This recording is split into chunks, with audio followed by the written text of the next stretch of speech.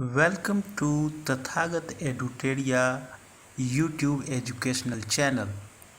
यह वीडियो 10वीं कक्षा की सिलेबस के अनुसार बहुपद अध्याय के संबंध में है। यद्यपि आपने बहुपद का अध्ययन 9वीं कक्षा में किया है, फिर भी 10वीं कक्षा में इसका पुनरावलोकन ही नहीं बल्कि कुछ अन्य आता है। ये दोनों पक्ष बराबर हैं। अब दूसरी तरह का सवाल है दूसरा, एक द्विघात बहुपद ज्ञात करें जिसके शून्यकों के योग तथा गुणनफल क्रमशः दी गई संख्याएं हों। हम जानते हैं कि अल्फा प्लस बीटा बराबर माइनस बी बाई ए होता है और अल्फा इंटू बीटा बराबर सी बाई ए। तो हम दिए गए योग और गुणनफलों की तुलना इस समीकरण से करते हैं। हमें प्राप्त होता है a बराबर 4, b बराबर -1 तथा c बराबर -4। अब हम ax square plus bx plus c के प्रारूप में लिखें तो हमें द्विघात बहुपद प्राप्त होता है 4x स्क्वायर -x -4। दूसरा दिया है अल्फा प्लस बीटा बराबर -b बाई ए बराबर √2 और अल्फा इंटू बीटा यानी c बाई ए बराबर 1/3।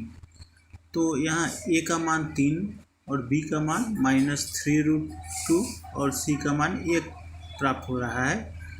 और इसे हम ax square plus bx plus c के प्रारूप में लिखें तो प्राप्त होता है 3x स्क्वायर -3√2x प्लस 1।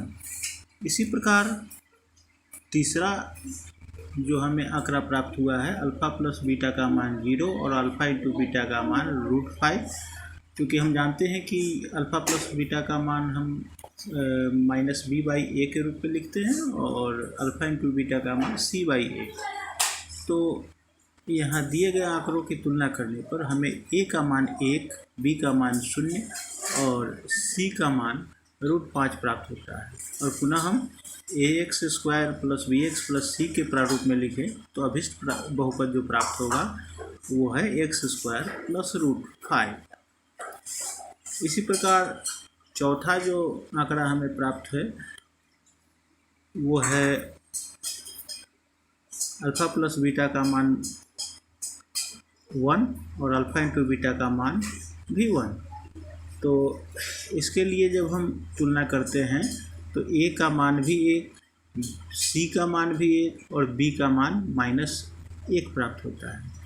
अब इसे हम प्रारूप में लिखें तो अभिष्ट बहुपद होता है x स्क्वायर -x प्लस 1।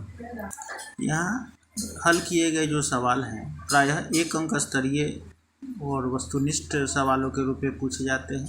कई बार इन्हें 2 अंक स्तरीय में भी पूछा जा सकता है। तो इनका अभ्यास आप यथासंभव करते रहेंगे।